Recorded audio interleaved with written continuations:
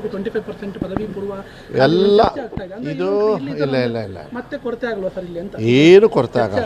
ಅಲ್ಲ, ನಾವು ಬಂದಮೇಲೆ 13,000 ಜನರನ್ನ ರಿಕ್ರೂಟ್ಮೆಂಟ್ ಆಯಿತು. ಈಗ ನಾವು ಮಾತಾಡ್ತಿದ್ದಂಗೆ TET ಯಾವತ್ತಿದೆ? 6ನೇ ತಾರೀಕೇನೋ ಇದೆ, 6ನೇ ತಾರೀಕೋ 8ನೇ ತಾರೀಕೋ ಇದೆ. ಇದೆಲ್ಲ ಎಂತಕ್ಕೆ ಮಾಡ್ತಾರೆ? ಇದನ್ನು ಕೊರತೆ ಹೆಂಗೆ ಬರುತ್ತೆ? ಪ್ರಮೋಷನ್ ಕೊಡಬಾರ್ದ? ಪ್ರಮೋಷನ್ ಅರ್ಹತೆ ಇದ್ದಾಗ ಕೊಡಬೇಕಾಗತ್ತೆ. ಏನು ಹೇಳಿ, ಯಾರು ಹೇಳಿದ್ದು ನಿಮಗೆ ವೇಕೆಂಟ್ ಆಗುತ್ತೆ ಅಂತ? ಅಲ್ರಿ, ಇನ್ನು 12,000 ಜನರನ್ನು ತಗೊಳ್ತಾ ಇದ್ದೀನಲ್ಲ, ಅವ್ರನ್ನ ಎಲ್ಲಿ ಸೇರಿಸ್ತೀರಿ ನೀವು? ಮನೇಲಿ ಕೂರಿಸ್ತೀರಾ? ಮತ್ತು ಇನ್ನು 6,000ನ ಏಡೆಡ್ ಶಾಲೆ ಅವ್ರಿಗೂ ಕೂಡ ಮಾಡ್ತಾಯಿದ್ದೀವಿ. ಎಲ್ಲೂ ಶಾರ್ಟೇಜ್ ಏನು ಬರೋದಿಲ್ಲ. ಶಾರ್ಟೇಜ್ ಟೋಟಲ್ ಇದೆ. ಅತಿಥಿ ಶಿಕ್ಷಕರಲ್ಲಿ ನಾವು ಮಾಡಿಸ್ತೀವಿ.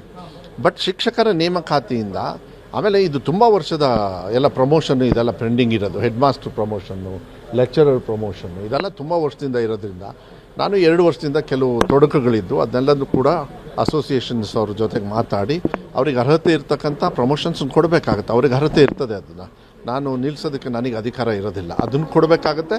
ರಿಕ್ರೂಟ್ಮೆಂಟ್ ಕೂಡ ಜಾಸ್ತಿ ಮಾಡಬೇಕಾಗತ್ತೆ.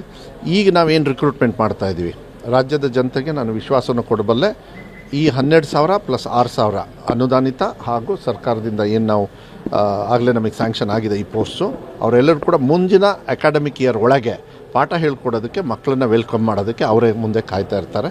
ಅದ್ರ ಬಗ್ಗೆ ನೀವು ವರಿ ಮಾಡೋಕ್ಕೆ ಹೋಗಬೇಡ್ರಿ. ಎರಡೂ ಸೇರಿಸಿದರೆ ಅನುದಾನಿತ ಇದನ್ನೆಲ್ಲ ಸೇರಿಸಿ ಸುಮಾರು 32,000 ಟೀಚರ್ಸ್ನ ರಿಕ್ರೂಟ್ಮೆಂಟ್ ನಾವು ಮಾಡ್ದಂಗೆ ಆಯಿತು. ಹಿಂದಿನ ಸರ್ಕಾರದವ್ರು ಎಷ್ಟು ಮಾಡಿದರು? 3,500 ಮಾಡಿದ್ರು ಅಷ್ಟೇ.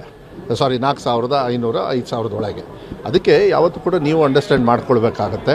ಹೊರೆ ನಮ್ಮ ಮೇಲೆ ಜಾಸ್ತಿ ಇರೋದ್ರಿಂದ ಅದನ್ನು ಸಂಪೂರ್ಣವಾಗಿ ಇತ್ಯರ್ಥ ಮಾಡಿ ಮಕ್ಕಳ ಹಿತದೃಷ್ಟಿಯಿಂದ ಒಳ್ಳೆ ರೀತಿಯಲ್ಲಿ ಟೀಚರ್ಸ್ ಕೊಡ್ತಕ್ಕಂಥ ಅತಿಥಿ ಶಿಕ್ಷಕರನ್ನು ತೊಗೊಂಡ್ವಿ ನಾವು. ಒಳ್ಳೆ ಟೀಚರ್ಸೇ ಅವರು. ಸ್ಟಾರ್ಟಿಂಗಲ್ಲೇ ತೊಗೊಂಡ್ಬಿಟ್ವಿ ನಾವು. ಲಾಸ್ಟ್ವರೆಗೂ ನಾವು ಇದನ್ನು ಮಾಡೋಕ್ಕೆ ಹೋಗಲಿಲ್ಲ ಒಂದೇ ಸತಿಗೆ. ಅದಕ್ಕೆ ಒಳ್ಳೆ ರೀತಿಯಲ್ಲಿ ಆಗ್ತಾಯಿದೆ, ಏನೂ ತೊಂದರೆ ಏನಿಲ್ಲ. ಸರ್ಕಾರನೂ ಒಳ್ಳೆ ರೀತಿ ಕೆಲಸ ಮಾಡುತ್ತೆ. ನನ್ನ ಇಲಾಖೆನೂ ಕೂಡ ಇನ್ನೂ ಒಳ್ಳೆ ರೀತಿಯಲ್ಲಿ ಜವಾಬ್ದಾರಿನ ನಾವು ತೊಗೊಂಡು